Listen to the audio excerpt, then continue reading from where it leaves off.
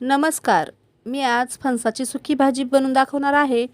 तेही पाण्याचा एक थेंबही न टाकता आणि कुठलंही वाटण न करता. तर ही भाजी तुम्ही वरण भातासोबत साईड डिश म्हणून खाऊ शकता किंवा टिफिनसाठी बनवू शकता किंवा चपाती भाकरी भातासोबत खाऊ शकता. तर सर्वात आधी इथे फणस घेतलेला आहे, अर्धा किलो फणस घेतलेला आहे आणि हे फणस मी मार्केटमधून साली काढून आणलेले आहे. तर आपल्याला काय करायचं, एक ताट घ्यायचं, ताटात थोडंसं तेल का घ्यायचं. तर आपण जेव्हा फणस कापतो ना, तर फणस चिकट असतं आणि आपल्या हाताला सर्व त्याचा चिक लागतो. त्यामुळं तेल घेतल्याने ना चिक लागणार नाही आणि कापायला पण सोपं जाईल. त्यामुळं हाताला थोडं तेल लावायचं, सुरीला तेल लावायचं आणि ताटाला सुद्धा तेल लावायचं आणि अशा प्रकारे बारीक बारीक कट करून घ्यायचं. आणि याचा जो मधला गोल भाग आहे ना, मधला तो काढून घ्यायचा आपल्याला. तुम्हाला घ्यायचं तर घेऊ शकता, पण मी याच्यात काढलेला आहे. अशा प्रकारे मी हे अर्धा किलो फणस कापून घेतला आणि याची साल ना मी मार्केटमधून आणतानीच काढून आणली होती. त्यामुळे जास्त सोपं गेलं मला याला कट करण्यासाठी कापायला. तर इथे मी एक पाण्याने परत धुवून घेतलं. मी याच्या आधीसुद्धा एक पाण्याने धुवून घेतलं होतं, पण आता याच्यात तेल वगैरे आणि चिकसुद्धा लागलेलं आहे म्हणून मी परत एका पाण्याने धुवून घेतलं आणि अशा प्रकारे याला चाळणीत घेतलेलं आहे. तर आपल्याला याला ना आधी उकडून घ्यायचं आहे. तर इथे गॅसवर कढई ठेवायची, कढईमध्ये तेल टाकायचं. तेल किती टाकायचं तुमच्या आवडीनुसार. मी त्या अर्धी पळी तेल टाकलं आणि याच्यामध्ये मी थोडंसं मीठ आणि हळद टाकून घेणार. त्याच्या आधी मी इथे ना एक कांदा कापून घेतला. हा कांदा पातीचा कांदा आहे, म्हणजे कच्चा कांदा आहे.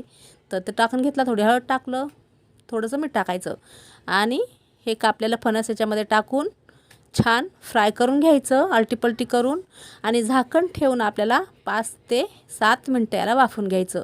आता मी म्हटलं की याच्यात पाण्याचा आपल्याला एक थेंबही नाही वापरायचा. तर बघू शकता मी याच्यात अजिबात पाणी टाकणार नाही. रेसिपी पूर्ण बघा आणि रेसिपी जर आवडली असेल तर व्हिडिओला लाईक शेअर कमेंट जरूर करा. चॅनलला एक सबस्क्राईब नक्कीच करा. आता अशा प्रकारे याला मिक्स करायचं आणि याच्यावर झाकण ठेवायचं आणि 5 ते 7 मिनटं आपल्याला याला ना वाफवून घ्यायचं. आता याला पाणी टाकायचं नाही म्हणून आपण काय करायचं, याला अजून बारीक कट करू शकतो. मी जसं बारीक केलेलं आहे त्याच्यावरून अजून थोडंसं बारीक कट करा, म्हणजे काय होईल, हे लवकर शिजेल. तर इथे 5 ते 7 मिनटानंतर मी इथे झाकण काढलेलं आहे, थोडंसं वाफळलेलं आहे. आता याला परत अलटीपलटी करायचं. अलटीपलटी करून छान मिक्स करायचं आणि तुम्ही ना याला असंच फिकंसुद्धा खाऊ शकता. आता याला मी ताटात काढून घेते, सगळं काढून घेते आणि याच कढईत आता परत अर्धी पळी तेल टाकायचं. आता अर्धी पळी तेल टाकल्यानंतर याच्यामध्ये मसाले टाकून घ्यायचे. त्याच्या आधी थोडेसे जिरे टाकायचे. आता तुम्हाला जर याच्यात मसाला वाटून टाकायचा असेल तर कांदा टमाटर खोबरं तुम्ही वाटून टाकू शकता, पण मी कुठलंही वाटण न करता आणि पाण्याचा एकही थेंब न टाकता ही फणसाची सुकी भाजी बनवणार आहे. त्यामुळे मी इथे लाल तिखट आणि गरम मसाला टाकून घेतलेला आहे. आता याला छान मसाल्याला फ्राय होऊ द्यायचं. गॅसची फ्लेम कमीच ठेवायची आणि हे उकडलेलं फणस टाकून घ्यायचं.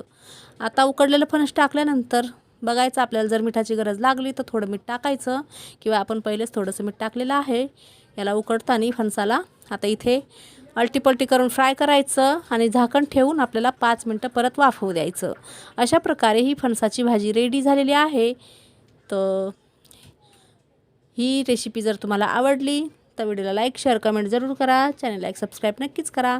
चला तर भेटू परत एका नवीन व्हिडिओमध्ये नवीन रेसिपी घेऊन. बाय. जय महाराष्ट्र.